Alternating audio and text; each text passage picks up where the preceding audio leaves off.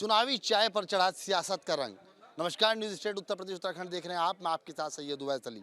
लोकसभा चुनाव 2024 जैसे जैसे नज़दीक आ रहा है, तमाम सियासी पार्टियां अपने वोटरों को लुभाने का काम कर रही हैं और चाय की चुस्कियों के साथ जो सियासत पर बात होती है उस पर चर्चा करेंगे, क्योंकि लोकसभा चुनाव में भी कुछ ही वक्त बचा है और लोगों का मूड हम भांप रहे हैं कि आखिरकार लोकसभा चुनाव 2024 में जो यहाँ के खास तौर पर पिरान किले शरीफ के नुमाइंदे हैं, वो आवाम है, वो किसको वोट करने जा रही है और कितना बड़ा जो खास तौर पर मुस्लिम वोट बैंक है वो किधर जाएगा।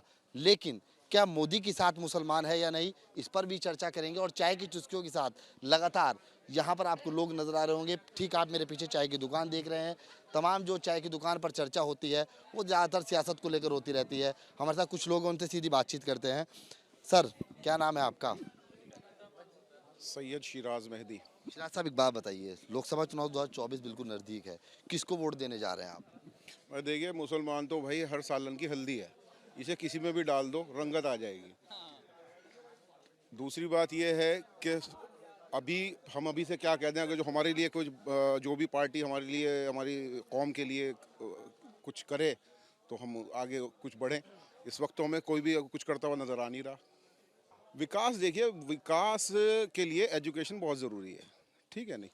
और एजुकेशन का स्तर जो है हिंदुस्तान के अंदर आज भी ये नहीं कह सकते आपके बहुत उठा हुआ स्तर है, बहुत ऊंचे स्तर पे जो है आपकी एजुकेशन बहुत महंगी है, पढ़ाई है अव्वल तो सबसे बड़ी बात है। तो इसके बारे में चाहे मोदी आए या आपका कांग्रेस आए या भाजपा आए, कोई भी आए, एजुकेशन सस्ती होनी चाहिए, पढ़ाई सस्ती होनी चाहिए, ताकि यहाँ का गरीब से गरीब बच्चा भी अच्छी तालीम हासिल कर सके अच्छे इंस्टीट्यूट में जाके। अगर पिरान किले शरीफ की बात की जाए, यहाँ की विधानसभा की बात की जाए, तो चाय की चुस्की लेते रहिए आप, ताकि बातचीत लगातार जारी रहे। और आपसे जानना चाहते हैं कि जो खास तौर पे यहाँ के विकास के मुद्दे लगातार रहे, क्या भारतीय जनता पार्टी की सरकार में विकास हुआ? देखिए, भारतीय जनता पार्टी के टाइम में विकास हुआ हमें तो कोई नज़र आया नहीं, देखिए अभी तक यहाँ पे विकास होता हुआ। कलियर आज भी वैसा ही है जैसा आज से जो है 10 साल पहले था। कलियर के हालात आज भी वही हैं। यहाँ नशे का कारोबार जू का त्यों है। भारतीय जनता पार्टी बेशक आ गई और नशे का कारोबार यहाँ खूब बढ़िया फल फूल रहा है, बेहतरीन तरीके से फल फूल रहा है, ठीक है। यहाँ में आप ये विकास कहाँ होगा जब यहाँ कोई अच्छा कोई गवर्नमेंट स्कूल या कोई गवर्नमेंट कोई अच्छा इंस्टीट्यूट जो है नहीं है, तो विकास कहाँ हो जाएगा। विकास के लिए ये सब चीज़ें ज़रूरी हैं। विकास का मतलब ये नहीं है कि सड़क बन गई तो विकास हो। अरे सड़क बनाना तो तुम्हारी ड्यूटी है भाई। सड़क बनाओगे तभी तो कमीशन मिलेंगे नेताओं को, तभी तो आप 40% कमीशन खाएंगे नेता। सड़क नहीं बनेगी तो फिर कमीशन कहाँ से खाएंगे? जो इलेक्शन में पैसा लगाया वो कहाँ से पूरा करेंगे? कल से सीए लागू हो गया है, क्या कहेंगे उसको लेकर के? क्योंकि जो 3 देश से आने वाले नागरिक हैं, जिनकी नागरिकता नहीं थी, उनको अब भारतीय जनता पार्टी ने लागू किया है। मोदी जी का जो कदम था वो कल एक बहुत बड़ा सराहनीय कदम भी नजर आया कि उनको नागरिकता मिलनी शुरू हो जाएगी। सीए को लेकर क्या राय आपने? भाई सीए जो हुआ है, लागू हुआ है, कोई मुसलमान के लिए तो हुआ नहीं। मुसलमानों का तो नाम भी नहीं है उसमें, तो उसमें हमसे क्या पूछ रहे हैं आप लोग? बस जिस जिस कौम का हुआ है ये सवाल तो वहाँ जाके होने चाहिए। हमारा क्या मतलब है इससे? हम तो उसमें कहीं लिस्ट में पूरे ऊपर से नीचे तक कहीं पे नजर आ नहीं रहे। लेकिन कुछ लोगों को ये डर है कि सीए लागू हो गया है तो अब एनआरसी भी हो जाएगी। उससे क्या होगा? यहाँ के मुसलमान को बाहर निकाल देंगे। कैसे निकाल देंगे? मुसलमान डर क्यों रहा? कौन मुसलमान डर रहा? कौन मुसलमान डर रहा भाई? किसी को देखा आपने डरते हुए? मुसलमान तो फर्स्ट क्लास यहाँ चाय पी रहा बैठ के। अच्छा, विपक्ष जो है फिर तमाम जो तरीके के इस तरीके से अफवाहें फैला रहा है, भड़का रहा है। उसकी अपनी राजनीति है, वो इकट्ठा करना चाह रहा है जी। मुसलमान डर गया डर गया डर गया डर गया कह के जो है वो अपना जो है वोट बैंक सीधा करना चाह रहा है। और क्या है विपक्ष का? वो अपना वोट बैंक सीधा करना चाह रहा है और इससे जो है डायरेक्टली इनडायरेक्टली जो है भाजपा को भी फायदा है। इधर मुसलमान मुत्तहिद होंगे, उधर जो है हिंदू मुत्तहिद होंगे, इकट्ठे वोट वहाँ पे पड़ने हैं। ठीक है, भाजपा आ रही है। हमारा कुछ और लोग उनसे बातचीत करते हैं। भाई, क्या नाम है आपका? नईम सिद्दीकी। जी, मैं एक बात बताइए, 2024 में भारतीय जनता पार्टी सरकार बनेगी? मोदी जी ने नारा दिया है 400 पार। बिल्कुल बनेगी। बीजेपी की सरकार बनेगी नहीं, बीजेपी की सरकार आ रही है। कंटिन्यू बीजेपी की सरकार आ रही है और आप देख रहे हैं कि बीजेपी का जो वोट प्रतिशत है वो बढ़ रहा है। और बीजेपी की आप पहले सीटें देख लिए, एक टाइम ये था कि बीजेपी के पूरे देश में 2 सांसद हुआ करते थे। आज पूर्ण बहुमत में बीजेपी की सरकार है और लगातार बढ़ रही है। ये बीजेपी की नीति आई है कि सबका साथ सबका विकास लेकर बीजेपी कार्य कर रही है और बीजेपी जो कहती है वो करती है। बीजेपी ने जो जो कहा वो किया, 2-3 काम बताइए। आप कहाँ से शुरू करूँ मैं? आप देख लीजिए, जो आपका धारा 370 थी उसको हटाया, उसको हटाकर अखंड भारत का निर्माण किया। कश्मीर से लेकर कन्याकुमारी तक भारत को एक करने का काम किया है। अब आप ये नहीं कह सकते कि पहले आप एक्ट पढ़ते होंगे तो उसमें लिखा होता कि ये धारा जम्मू कश्मीर के सिवाय पूरे देश में लागू होगी। अभी जो कानून बनता है वो पूरे देश के लिए बनता है और पूरे देश पे लागू होता है। और जो भ्रांतियाँ फैलाई जा रही है वो जनता समझ रही है और जनता जो है मोदी जी को पसंद कर रही है। ज़रा कुछ और लोगों उनसे बातचीत करते हैं। क्या नाम है आपका? मेरा नाम गुलफाम साबरी है। हमें एक बात बताइए, बीजेपी की सरकार बनेगी 2024 में? बीजेपी की सरकार पक्का आएगी। कार्य भी अच्छे किए हैं मोदी जी ने। ऐसा नहीं है कि बस सिचुएशन ये है कि मुसलमान को जैसे यूज कराते हैं, कोई भी पार्टी सामने आए मुसलमान को अपना बनाए। अपना बनाने के लिए फिर उनको जो उनके अधिकार हैं, मुसलमान सबसे जो पिछड़ा है वो शिक्षा में है। मेरा कहने का मतलब ये है कि शिक्षा को आगे बढ़ाया जाए। शिक्षा स्तर पे मुसलमान, कोई भी पार्टी मुसलमान का वोट लेने के लिए आ जाती है। सब पार्टी मुसलमान को लुभावना तरीके से चुनाव के टाइम वोट लेके चली जाती है। उसके बाद फिर मुसलमान की तरफ कम देखा जाता है। लेकिन नरेंद्र मोदी जी फिर भी मुसलमान या हिंदू किसी भी ऐसे उसमें उनका ऐसा कुछ नहीं है। वो ठीक ठाक विकास कर रहे हैं। बहुत सारी उनकी योजनाएं चली हुई है। मैं यहाँ से पार्षद हूँ। लगभग ये मुसलमानी क्षेत्र है, यहाँ लगभग 1400 के समथिंग प्रधानमंत्री आवास विकास योजना है और यहाँ लगभग 1400 के समथिंग मुसलमानों ने उसका लाभ उठाया है। फिर घर घर शौचालय वाली वो भी लगभग 2000 के समथिंग, ये भी मोदी जी की योजना है। इसको मना कैसे कर देंगे आप? मना तो नहीं कर सकते ना। जिसने जो दिया है उसको कहना चाहिए। वो मुसलमान हो, हिंदू हो, सिख हो, ईसाई हो, ये चलता है, ऐसा तो नहीं है। लेकिन ये है कि जो अदर पार्टी मुसलमान के वोट का यूज़ करके फिर बैक हो जाती है, ये बिल्कुल नापसंद है। शिक्षा के लिए कोई भी पार्टी हो, शिक्षा को बढ़ावा देना चाहिए। अगर शिक्षा को बढ़ावा दिया जाएगा, शिक्षा को बढ़ावा देने के बाद लगभग जो भी इंसान शिक्षा प्राप्त करके कम से कम उसको ये तो पता लग जाएगा कि माल मिल नहीं रहा है लेकिन जा रहा कहाँ है। उसके अंदर ऐसी कैपेसिटी, हिम्मत रहेगी कि हमारा हक खा कौन रहा है। क्योंकि जो बड़े स्तर पे बैठ के नेता ये इन छोटे लोगों का हक खाते हैं, वो पता लग जाएगा फिर। कांग्रेस की बात करते हैं आपके साथ में। 70 साल कांग्रेस ने राज किया, ठीक है। कहते हैं कि भारतीय जनता पार्टी जो है वो हिंदुत्व की राजनीति करती है, क्या कहेंगे? जितना कांग्रेस ने 70 साल राज किया है, अब उसकी सिचुएशन देख लीजिए आप क्या है। 77 की समथिंग इंदिरा की सरकार थी, उन्होंने तानाशाही तांडव किया। जब तांडव किया, मुसलमान के वोट का यूज किया, अपने अधिकार का गलत यूज किया, कार्यकाल 6 साल का कर दिया। जो छोटे नेता हुआ करते थे उनको जेल में डाल दिया गया। जेल के अंदर भी उन्होंने जीत प्राप्त की। फिर उनका तांडव खत्म हुआ। फिर 80-84 में उनकी सरकार बनी जाके, क्योंकि फिर रेंगना शुरू कर दिया। अगर आप तांडव करेंगे, तानाशाही करेंगे तो उसका जवाब आपको मिलेगा, पक्का मिलेगा। वो मिल रहा है, वो फल इनको भुगतना पड़ रहा है। 70 साल की राजनीति करी, 70 साल की राजनीति में इन्होंने सोचा कि हमें कोई हटाने वाला नहीं है, आप जैसा करोगे वैसा भरोगे।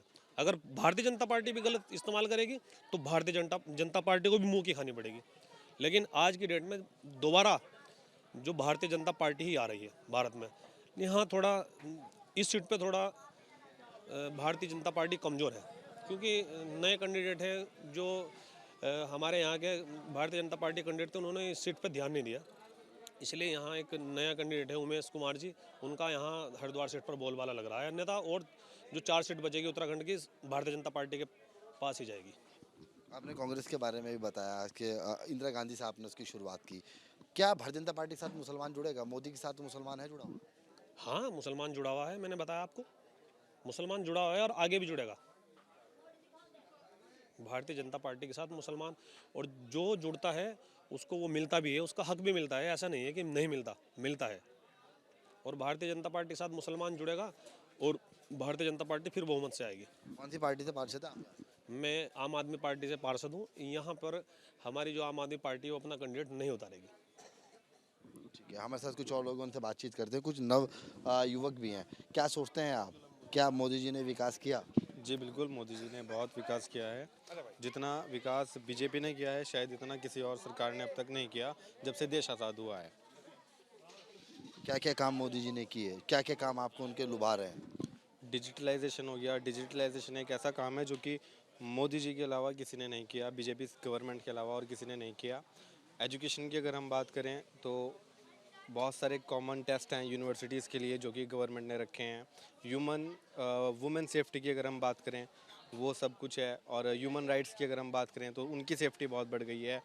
अगर हम जो इंडिया की जो एक बहुत बड़ी स्टेट है उत्तर प्रदेश, अगर हम उसकी बात करें तो आप रात में वहाँ पे नहीं निकल सकते थे, लेकिन अब जैसे जैसे टाइम बढ़ रहा है आप देखिए बीजेपी जब से आई है तब से एक सेफ्टी इतनी बढ़ी है, आप रात में कहीं भी आ सकते हो, कहीं भी जा सकते हो, कोई दिक्कत नहीं है। बहुत सेफ्टी बढ़ गई, प्रशासन पीक पे रह के अपना काम कर रहा है, पुलिस सतर्क है। तुम्हारा जो है अब तक क्या तुमने वोट डाला है? नहीं, मेरे जीवन का ये पहला वोट है। मैं पहला वोट डालूंगा और मेरा पहला वोट जो है वो बीजेपी को होगा। मेरे जीवन का पहला वोट। क्राइम की अगर बात की जाए आपके साथ में, जो पहले उत्तर प्रदेश की अगर मैं आपसे बात करता हूँ तो क्राइम ग्राफ आपने देखा होगा कितना बड़ा हुआ था। जो माफिया थे उनको योगी जी ने कहा था कि मिट्टी मिलाने का काम करेंगे, तो इससे क्या सीख लेते हैं? क्राइम ग्राफ हम 2014 से पहले का अगर देखें तो बहुत ज़्यादा था, और जैसे जैसे 2014 के बाद टाइम बढ़ा हम एक डेवलपमेंट की तरफ बढ़े और क्राइम ग्राफ जो था हमारा कम हुआ। कुछ लोग थे, माफिया थे, जो एक नेताओं की गद्दी पर जम के बैठे थे, सरकार ने उनको हटाया भी है और मिट्टी में मिलाया भी है। ये सबको पता है, पूरे हिंदुस्तान ने देखा है। योगी जी के बोल थे कि मिट्टी में मिला देंगे और वो काम किया गया है। हमारे साथ कुछ और लोग हैं, उनसे बातचीत करते हैं। 2024 के अंदर में किसको वोट करने वाले? देखिए, इलेक्शन में वोट देना हमारे भारतीय जितने भी यहाँ के नागरिक हैं उनका अधिकार है, तो मैं इसको लेके गोपनीय रखना चाहूँगा क्योंकि मेरा अधिकार है। तो मैं चाहूँगा कि जिस दिन इलेक्शन होगा तो मैं उसी दिन ही इस चीज़ को खोलूँगा कि मैं किसको अपना मत दूंगा। लेकिन बात रही विकास के, भी कह रहे थे कि जहाँ जहाँ पे आपको रेवेन्यू प्राप्त हो रहा है सड़कों द्वारा, NHI के रोड बन रहे हैं, तो वो ये आपकी ड्यूटी है सड़क बनाना, बिजली लाना, तो ये कोई विकास नहीं है। अगर यही बात होती सड़क की तो भारत में आप रुड़की शहर में जाएं, रामपुर रोड से लेके मछली मोहल्ले की सड़क 8 साल में बनी है। 8 साल तक आपको वहाँ से कोई टोल टैक्स नहीं प्राप्त हो रहा, तो इसलिए वहाँ की सड़कें नहीं बनी। अभी सरकारी अस्पताल में जाएं, 1 महीना तक आप एक्सरे की फिल्में ख़त्म हो गई थी। प्राइवेट हॉस्पिटल में जा जाके लोग एक्सरे करा रहे थे, तो ये विकास है? सरकारी अस्पताल जो कलियर झबरेड़ा आसपास के बड़े बड़े क्षेत्रों का जो एक सदर हॉस्पिटल लगता है, उसके अंदर 1 महीने तक एक्सरे फिल्म का ना होना, ये कौन सा विकास कहलाता है? जिसकी किसी भी प्रकार से सुध नहीं ली गई। जो रील आप सुबह से शाम तक मंगा सकते हैं उसको 1 महीना क्यों लगा मंगाने के लिए? जो सड़क आप 1 महीने में बनवा सकते हैं उसको 8 साल क्यों लगे बनने के लिए? तो सड़क बनवाना, ये कराना, वो कराना, ये तो आपकी ड्यूटी है, ये कोई एहसान नहीं है। आप एक शैम्पू 1 रुपये का पाउच खरीद रहे हैं, उस पर भी आप टैक्स दे रहे हैं। आप 10 पैसे की सुई भी खरीद रहे हैं, उस पर भी आप टैक्स दे रहे हैं। और बात रही विकास की, तो एजुकेशन के लिए तो कुछ करना पड़ेगा ना। कितने इंटर कॉलेज थे जो आपने डिग्री बना दी है? डिग्री कॉलेज ऐसे कितने थे जो आपने यूनिवर्सिटी बना दी? तो शिक्षा का स्तर तो लगातार गिरता है, लगातार आप पेपर भी देख रहे होंगे, लीक हो रहे हैं, तो ये तो चल ही रहा है। सरकार किसी की भी आ जाए, मेरा तो प्रत्याशी में विश्वास है कि अगर मुझे लगता है कि प्रदीप बत्रा जी जो है वो पतंग से थे, तो शायद मैंने तब भी उनको वोट किया था। कांग्रेस में थे तब उनको वोट किया, बीजेपी में थे तब उनको वोट किया। तो मैं तो प्रत्याशी में विश्वास रखता हूँ, पार्टी में नहीं रखता। कि अगर आपके जो प्रत्याशी आपके क्षेत्र से, जो भी आपकी विधानसभा से या सांसद से, अगर वो अच्छा है तो आप उसको वोट करें, चाहे वो किसी भी पार्टी का आदमी है। लोकसभा चुनाव 2024 बिल्कुल नज़दीक है। क्या मुसलमान मोदी के साथ जा रहा है या मुसलमान की नाराज़गी मोदी के साथ है? क्योंकि ये मुस्लिम बहुल्य क्षेत्र है जहाँ पर ज़्यादातर मुस्लिम वोट बैंक है। देखिए, कुछ लोग ये सोच रहे हैं कि शायद मुसलमानों को डरा डरा के, पहले था कि जी आपको बीजेपी खा जाएगी, वो खा जाएगी और आप हमें वोट दो। तो मेरे ख्याल से अब तो मुसलमान इस झांसे में आने वाला है नहीं। मुसलमान को भी नज़र आ रहा है कि कोई तेल लगा के डंडे से आपकी पिटाई कर रहा था, कोई सूखे डंडे से पिटाई कर रहा था, तो फ़र्क तो ज़्यादा कुछ है नहीं। और बाकी सरकार के अंदर थोड़ा सा कानून के अंदर पारदर्शिता आई है कि जो लोग सही हैं उनको कोई नुकसान नहीं है, और जो गलत हैं वो चाहे हिंदू हैं चाहे मुसलमान हैं। अभी यूपी के अंदर आप देखिए 5 साल में सबसे ज़्यादा एनकाउंटर किसके हुए? ब्राह्मणों के हुए। अगर लोग ये समझते हैं कि अगर मुसलमानों के खिलाफ बीजेपी थी तो सबसे ज़्यादा तो मुसलमान एनकाउंटर में मरने चाहिए थे। ब्राह्मण क्यों मरे, गुज्जर क्यों मरे? सबसे ज़्यादा ब्राह्मणों का एनकाउंटर हुआ 5 साल के अंदर। तो ऐसा कुछ नहीं, मुसलमानों को डरने की ज़रूरत नहीं। जो सही है उसे क्यों डरने की ज़रूरत है? और जो गलत है वो किसी भी विशेष वर्ग, किसी भी वर्ग का है, उसको डरने की ज़रूरत है। गलत करेगा तो गलत भरेगा, गलत परिणाम आएंगे उसके। अभी CA लागू हो गया है, ठीक है, क्या कहेंगे? देखिए, सीए जो लागू हो रहा है ये मुसलमानों का हड़प किया जा रहा है और मुसलमानों के खिलाफ ये सीए लागू किया जा रहा है। और दूसरी बात पत्रकार महोदय, मैं आपको बताना चाहूँगा कि अभी आप बोल रहे थे कि हिंदुत्व की बात और भाजपा की बात, तो मैं इस डंके की चोट पर ये बात खुलकर कह दूंगा कि हाँ, भाजपा संरक्षण देती है हिंदुओं को, हिंदुत्व को बढ़ाती है और मुसलमान को पीछे हटाकर मुसलमान को हड़पन करने का काम करती है भाजपा। लेकिन अभी तो जो जिन्होंने आपने देखा भी होगा उल्टे सीधे बयान दिए थे, उनके टिकट तक भाजपा ने काट दिए। नहीं देखिए, ये काट रहे तो मजबूरी थी ना, क्योंकि उन्हें संपत्ति चाहिए। चुनाव के बाद उन लोगों को ही यहाँ पर मंत्रालय दे दी जाएंगे।